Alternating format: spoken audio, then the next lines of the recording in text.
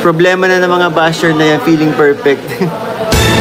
And mahal ng Kalingap si Krista sa pagiging ganun niya kasi nakakabuhay din po ng vlog ang pagiging ganun niya, sa totoo lang. 'Di ba? Problema na nila yung kung hindi nila maintindihan. Pagiging ano.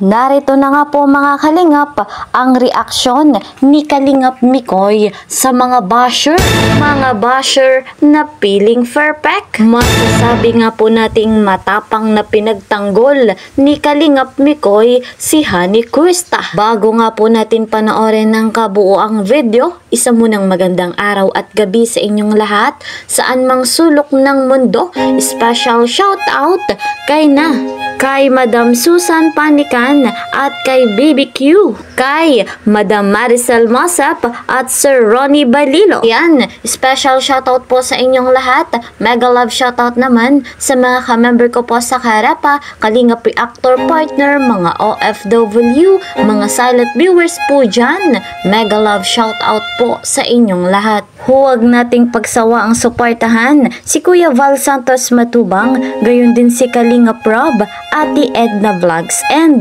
Madam Jackie Tapia. Sobrang ganda ng kanilang layunin sa mundong ito, kaya po deserve nila na panoorin natin yung kanilang vlogs. Ang sa gayon, marami pa nga pong mabigyan ng pabahay, scholarship at financial assistance. Ako naman po na inyong lingkod, Kalingap Kiel, ay patuloy na naglalambing sa inyong lahat at humihingi ng suporta. Sa bago pa nga po sa aking munting channel, please po subscribe, like and share my videos, and don't forget, click the notification bell para po lagi kayong updated sa aking mga videos. Eto na guys mga Kalingap, yung video kung saan mapapanood natin yung reaksyon ni Kalingap Mikoy sa mga basher patungkol nga po dito kay Bebe Krista. Panoorin nga po natin kung papaano pinagtanggol ni Kalingap Mikoy yung kanyang Honey. Eto nga po yung kanyang live. Alam nyo, masasabi ko lang, hindi kailangan magbago ng tao para lang sa mga napaka-perfectionist na mga mapapunang mga tao, di ba? Hindi kailangan magbago ni CJ para lang ano.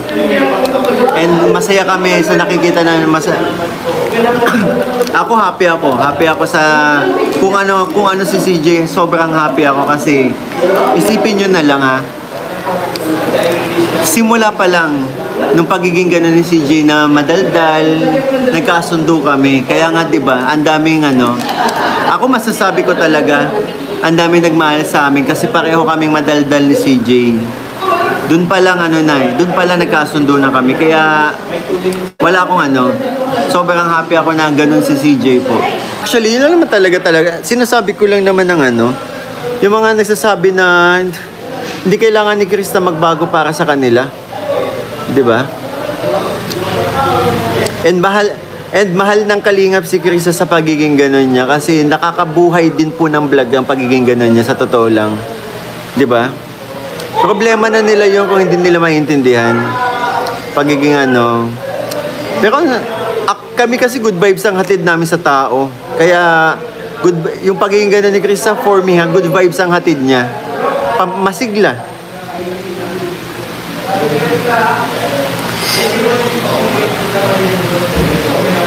Yes, enjoy lang. One Kalingap, one family. Malambing pati si CJ. Ang layo ko na sa kanilang, ingay pa din.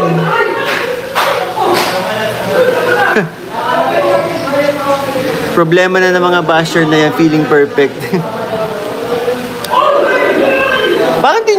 Tsaka kung makaano sila, parang nilang din nila kami kilala, di ba? Na kaming mga Mikris ay maiingay talaga. Maingay, nagpapalitan ng mga ayaw magpatalo sa isa't isa. Ganun kami, di ba? Maging ako sa Kalingap, di ba po, ang ingay ko din. Pero hindi kasing ingay ni Beshi. So guys, mga kalingap, ang tandem nga po na ni Chris ay nagpapakatotoo lamang. Subalit sa kanilang ginagawang pagpapakatotoo ay hindi nga po maiwasang gawa ng masama o pag-isipan ng masama ng mga basher. Kalog si CJ. Yun nga, kaya nga po ang saya ng vlog namin palagi kasi pareho kaming kalog. Nadagdagan pa na microbios na mga kalog din. Matik na, gulo. Gulo ang hatid sa inyo, di ba? Good vibes ang hatid sa inyo. Hindi masayang buhay pag walang basher. Tunay naman mga kalingap na good vibes talaga ang hatid sa atin ng Miquiz. Kaya nga po, napakaraming naaaliw, napakaraming natutuwa sa tambalang ito. Ngunit, napakaraming basher na feeling perfect. Doon nga po silang masaya, wala tayong magagawa sa kanilang kaligayahan. Ang sa atin lamang bilang supporters ng Miquiz, hindi nga po tayo magsasawang tangkilikin ang vlog ng tandem na Kalingap Mikoy at Kuista. Patuloy pa po nating pagtatagumpayin ang tandem na ito. Kapit lamang tayo mga kalingap sa napakaraming blessing ng Miquiz. Pansin-pansin naman sa dalawang ito kay Mikoy at kay Kuista, hindi nga po papatinag sa kung ano man ang gawin ng mga basher. Alam naman po natin na nasa magandang kapalaran itong si Kuista. Alam naman natin na dito siya sa Team Kalingap magtatamo ng mga pagpapala. Yun naman po ay deserve na deserve ni Kuista, lalo pa nga po at ginagawa ni Kuista yung karapat dapat, yung the best niya. Gayon din naman si Kalingap Mikoy. Napakaganda talaga ng chemistry